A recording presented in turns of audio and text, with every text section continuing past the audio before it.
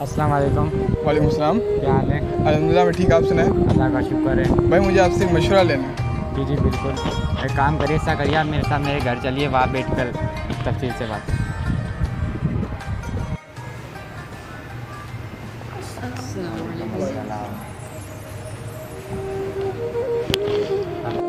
اب آپ مجھے بتائیں آپ نے میرے سے کیا مشورہ لینا تھا؟ بھائی بات یہ ہے کہ کچھ ماہ پہلے میرے دوست کے والد محترم کا انتقال ہو چکا تھا، تو ان سب بہن بھائیوں کا یہ کہنا ہے کہ جائیداد تقسیم کر لی جائے، اور جب وہ جائیداد تقسیم کرنے لگے تو وہ بہن اور بھائی اپنے سے لڑ پڑے، ہر کوئی یہ چاہتا ہے کہ مجھے زیادہ حصہ ملے۔ تو اب آپ بتائیں اس مسئلے کا کیا حل نکالیں؟ میرا خیال ہے میں کسی وکیل صاحب سے رابطہ کر لینا چاہیے۔ میں نے 2-3 بندوں سے معلومات لی تھی اس بارے میں، مگر انہیں اتنا کچھ معلوم نہیں اس بارے میں۔ میں آپ کو ایک قابل وکیل کا نمبر دیتا ہوں، آپ کے اس معاملے میں کچھ مدد کر دے گے۔ جی ٹھیک ہے بھائی، اگر آپ لوگوں کو کوئی مسئلہ نہیں ہوتا میں آپ لوگ اس معاملے میں تھوڑی مدد کروں۔ میرا خیال ہے میں ان کی بات سن لینی چاہیے۔ بھائی آپ لوگ بات کر رہے ہیں ترکے کے بارے میں، تو پہلے آپ لوگوں کو یہ معلوم ہونا چاہیے کہ ترکہ کہتے ہیں کسی ترکہ کہتے ہیں کسی بھی مرنے والے شخص کی جائیداد کو، اور جائیداد کو تقسیم کرتے ہیں قرآن و سنت کے مطابق۔ لیکن ہمیں اس کو تقسیم کرنے سے پہلے ہمیں یہ پتہ ہونا چاہیے کہ مرنے والے شخص کی وراثتی معلومات کیا ہیں۔ مثلاً ان کی جائیداد کتنی ہیں اور ان کی کل مالیت۔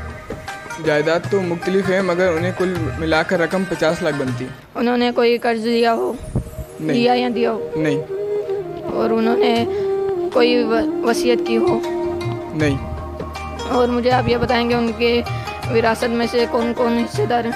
ایک والدہ، ایک بہن اور 2 بھائی۔ دیکھیں، سب سے پہلے ہم بیوہ کا حصہ نکالیں گے جو کہ ہے 1/8، مطلب 8واں حصہ۔ مثلاً اگر ہمارے پاس 8 لاکھ روپے ہیں تو ہمارے پاس بیوہ کا حصہ ہوگا 1 لاکھ روپے۔ ویسا مجھے بتائیں یہ کل کتنی مالیت ہے؟ 50 لاکھ۔ 50 لاکھ۔ تو پھر 50 لاکھ سے بنیں گے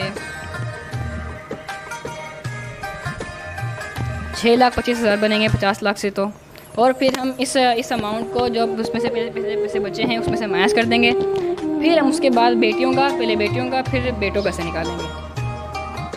بیٹی کا حصہ ہوتا ہے 1، تو سب سے پہلے ہم نکالیں گے بیٹی کا حصہ۔ تو بیٹی کا حصہ بنا ہے 8,75,000۔ اس کے بعد اب ہم نکالیں گے بیٹے کا حصہ۔ تو بیٹے کا حصہ ہوتا ہے، بیٹے کے حصے کے لیے ہم 8,75,000 کو 2 سے ملٹیپلائی کریں گے، اور جو رقم آئے گی وہ بیٹے کا حصہ ہوگی۔ بیٹے کا حصہ بنا ہے 17,50,000۔ بہت شکریہ بچوں، آپ نے تمہارا مسئلہ ہی حل کر دیا۔ میرا خیال ہے میں بھی کسی وکیل صاحب وغیرہ کی ضرورت نہیں۔ بہت شکریہ بچوں، مگر میں آپ سے ایک سوال پوچھوں؟ جی پوچھیں۔ کہ آپ کو یہ معلومات کہاں سے ملی؟ جی ہم نے یہ اسکول سے سیکھی ہے۔